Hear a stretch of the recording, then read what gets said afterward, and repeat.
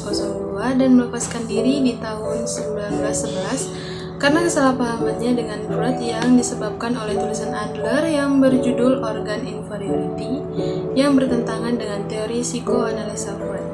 Salah satu teori kepribadian yang memakai cara pendekatan psikologi sosial adalah individual psikologi yang didirikan oleh Adler. Adler yang mula-mula memiliki pandangan psikoanalitis akhirnya menanggalkan cara pendekatan biologistis itu dan memakai cara pendekatan psikologi sosial. Menurut Adler, manusia lahir dengan keadaan lemah tak berdaya. Kondisi tersebut menimbulkan perasaan inferioritas dan ketergantungan kepada orang lain. Teori Adler mencakup poin-poin. Yang pertama, perjuangan untuk sukses atau superioritas. Manusia dimotivasi oleh dua dorongan utama, yaitu mengatasi perasaan inferior dan menjadi superior, yang mana perasaan inferior adalah perasaan yang membuat seseorang merasa lemah dan merasa buruk dari orang lain, sehingga membuat keterampilan dan kemampuan dalam menghadapi tugas atau keadaannya terganggu. Sedangkan superiority merupakan perasaan yang membuat seseorang mencoba menjadi lebih baik untuk semakin dekat dengan tujuan idealnya. Individu memulai hidup dengan kelemahan fisik yang menimbulkan perasaan inferior. Perasaan itu yang kemudian menjadi pendorong agar dirinya sukses dan tidak menyerah dengan inferioritasnya. Alfred Adler berpendapat bahwa manusia memulai hidup dengan dasar kekuatan perjuangan yang diaktifkan dengan kelemahan fisik, kemudian kelemahan fisik menimbulkan perasaan inferior. Yang kedua, pengamatan subjektif atau subjective perception. Kepribadian manusia dibangun oleh keyakinan subjektif seseorang mengenai masa depannya. Pandangan subjektif yang terpenting memiliki tujuan menjadi superiorita atau tujuan untuk sukses. Tujuan yang diciptakan di awal kehidupan yang hanya terpahami secara kabur. Umumnya, orang yang sudah menjadi besar, kuat, dan superior banyak yang bertingkah laku seolah-olah mereka kecil, lemah, dan inferior. Sebaliknya, orang yang cacat fisik sehingga tidak kuat dan superiorita justru lebih memperjuangkan superioritasnya. Umumnya, orang yang sudah menjadi besar, kuat, dan superior banyak yang bertingkah laku seolah-olah mereka masih tetap kecil, lemah, dan inferior. Sebaliknya, orang yang cacat fisik sehingga tidak kuat dan superiorita justru lebih memperjuangkan superioritasnya. Menurut Adler, inferiorita fisik adalah anugerah karena dapat membuat seseorang menggantinya dengan berjuang mencapai kesehatan jiwa dan gaya hidup yang berguna. Namun, ada yang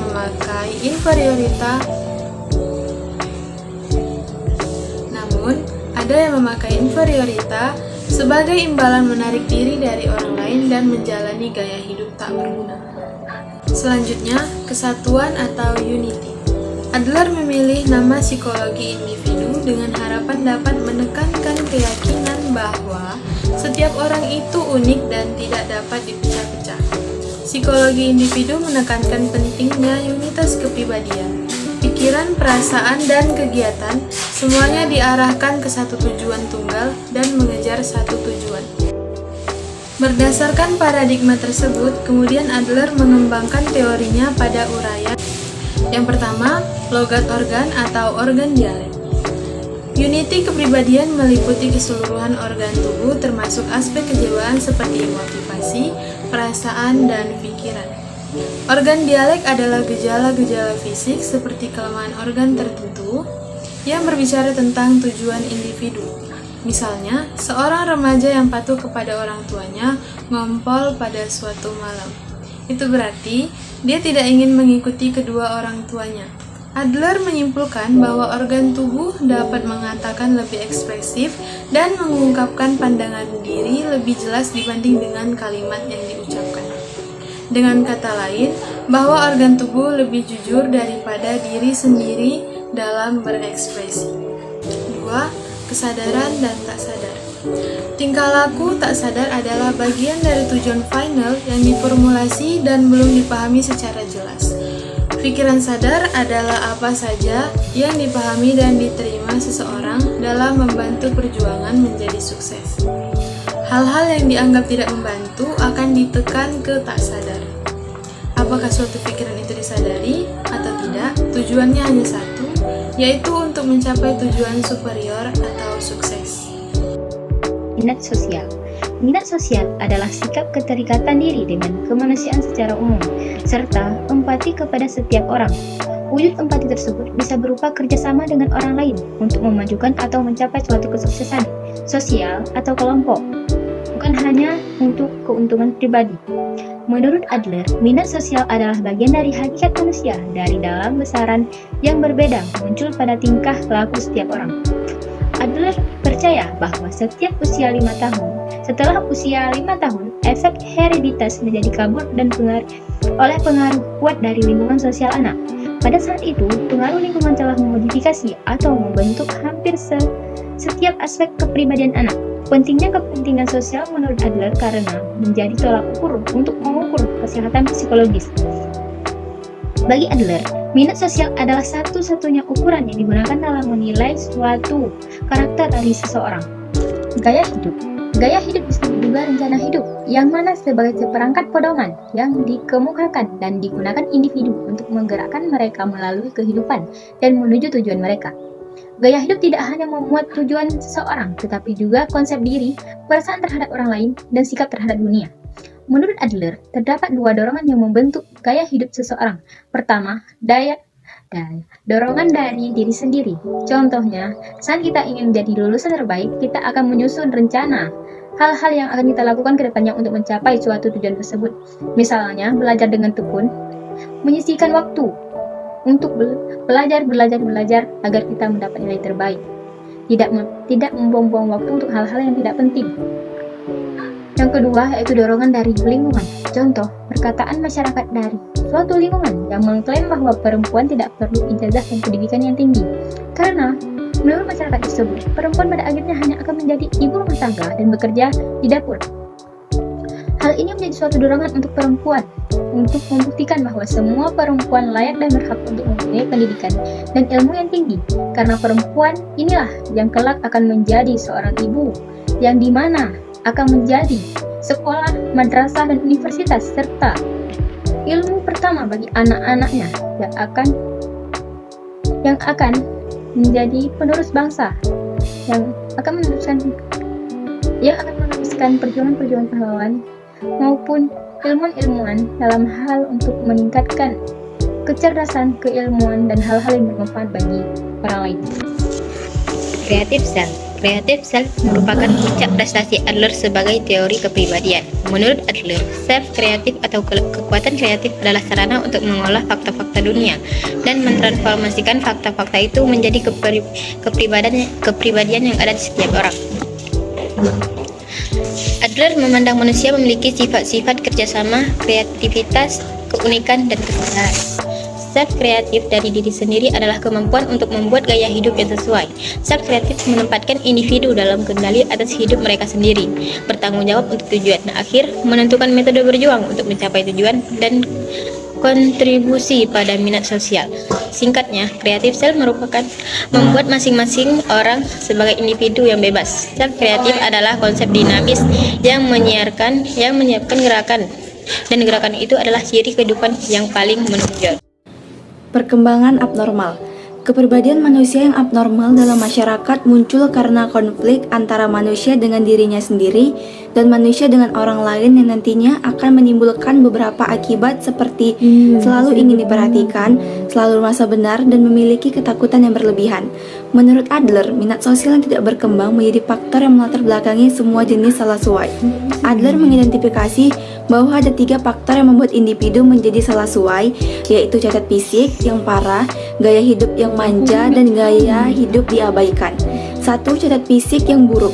Kekurangan fisik yang berlebihan, baik bawaan atau baik cedera atau penyakit, tidak cukup untuk menyebabkan maladjustment.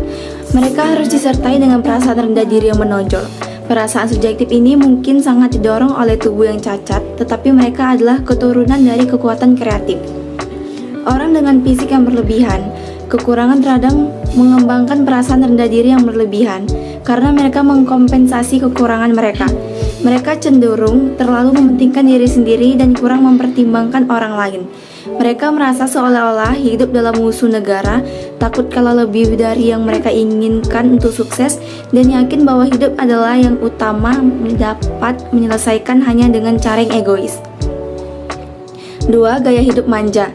Anak yang manja mempunyai minat sosial yang kecil dan tingkat aktivitas yang rendah. Mereka menikmati permanjaan itu, berkeinginan kuat tetap dimanja, mengembangkan hubungan parasit dengan ibunya ke orang lain. Mereka mengharap orang lain memperhatikan dirinya, melindunginya, dan memuaskan semua keinginannya, mementingkan diri sendiri. Mereka menganggap orang lain itu ada untuk melayani dirinya, mengharap orang lain memanjakannya seperti yang dilakukan ibunya. Mereka melihat dunia dengan kacamata pribadi dan yakin bahwa mereka ditakdirkan untuk menjadi nomor 1. 3. Gaya hidup diabaikan. Anak yang merasa tidak dicintai dan tidak dikehendaki akan mengembangkan gaya hidup diabaikan. Anak-anak yang dilecehkan dan diperlakukan dengan buruk mengembangkan sedikit minat sosial dan cenderung menciptakan gaya hidup yang terabaikan. Mereka memiliki sedikit kepercayaan pada diri mereka sendiri dan cenderung terlalu memperkirakan kesulitan yang berhubungan dengan masalah utama kehidupan. Mereka tidak percaya kepada orang lain dan tidak dapat bekerja sama untuk kesejahteraan bersama. Mereka melihat masyarakat sebagai negara musuh, merasa terasingkan dari semua orang, dan mengalami perasaan yang kuat iri terhadap keberhasilan orang lain. Mereka terabaikan memiliki banyak karakteristik anak yang dimanjakan, tetapi umumnya mereka lebih curiga dan lebih berbahaya bagi orang lain. Aplikasi teori individual dalam praktik psikologi.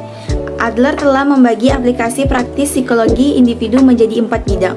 1. Konstelasi keluarga. 2. Ingatan awal. 3. Mimpi. Dan 4. Psikoterapi. 1. Konstelasi keluarga. Dalam terapi, Adler hampir selalu bertanya kepada pasien tentang konstelasi keluarga mereka, yaitu urutan kelahiran mereka, jenis kelamin saudara mereka, dan perbedaan usia di antara mereka. Meskipun persepsi orang tentang situasi di mana mereka dilahirkan lebih penting daripada peringkat numerik, Adler membentuk beberapa hipotesis umum tentang kelahiran. Anak sulung. Anak sulung menurut Adler cenderung memiliki perasaan kekuatan yang superioritas yang meningkat, kecemasan yang tinggi, dan kecenderungan protektif yang berlebihan. Anak sulung menempati posisi yang unik, menjadi anak tunggal untuk sementara waktu dan kemudian mengalami penurunan tahta yang traumatis ketika adik kandungnya lahir. Peristiwa ini secara dramatis mengubah situasi dan pandangan anak tentang dunia. Anak kedua berada dalam situasi yang unik. Mereka tidak pernah mengalami posisi yang kuat setelah diduduki oleh anak sulung. Menurut Adler, anak kedua memulai hidup dalam situasi yang lebih baik untuk mengembangkan kerjasama dan minat sosial. Sampai batas tertentu, mengembangkannya anak kedua dibentuk oleh persepsi mereka tentang sikap anak yang lebih tua terhadap mereka.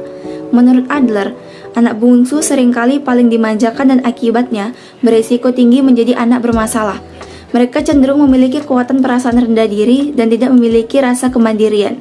Meskipun demikian, mereka memiliki banyak keuntungan. Mereka sering sangat termotivasi untuk melebihi saudara yang lebih tua darinya. Anak tunggal mempunyai posisi unik dalam kompetensi, tidak dengan saudara-saudaranya, tetapi dengan ayah dan ibunya. Mereka sering mengembangkannya perasaan superior yang berlebihan, konsep dirinya rendah, dan perasaan bahwa dunia adalah tempat yang berbahaya.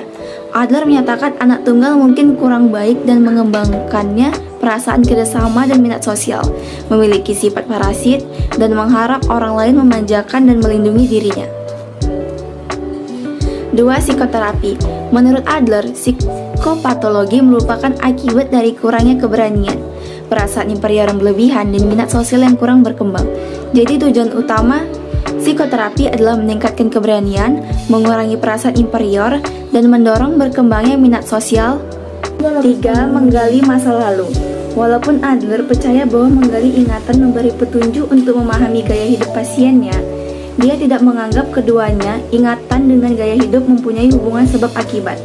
Menurut Adler, ingatan masa lalu seseorang selalu konsisten dengan gaya hidup orang itu sekarang, dan pandangan subjektif orang itu terhadap pengalaman masa lalu menjadi petunjuk untuk memahami tujuan final dan gaya hidupnya. 4. Mimpi. Adler selalu setuju dengan Freud tentang nilai mimpi dalam memahami kepribadian, tetapi tidak setuju tentang cara di mana mimpi harus ditafsirkan. Adler tidak percaya bahwa mimpi memenuhi keinginan atau mengungkapkan konflik tersembunyi. Sebaliknya, mimpi melibatkan perasaan kita tentang masalah saat ini dan apa yang kita ingin lakukan tentangnya.